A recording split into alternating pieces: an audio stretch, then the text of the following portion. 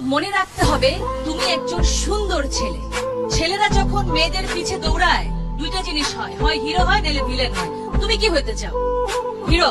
Villain হইতে চাইলে কি হবে জানো? পিছে পিছে দৌড়াবা, ওই যে পুলিশ এসপি সে ধরে নিয়ে আবার একটু পেদানি দিবে, মেয়েকেও পাবা না, মাইরও খাবা। ভাই ভালোই তো বাসছিলে, তুই কি দোষ করলা, তাই না? তার মানে দোষটা কোথায় থাকবে?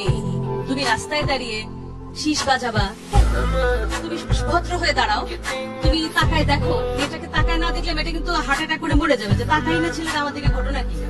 কিন্তু সেই দৃষ্টি থাকবে সৌজন্যমূলক, সুন্দর। সুতরাং ছেলে এবং মেয়ে মিলে সুন্দর পৃথিবী করতে হলে তোমাদের জানতে হবে ছেলে অনেক ভালো, মেয়েরা অনেক ভালো।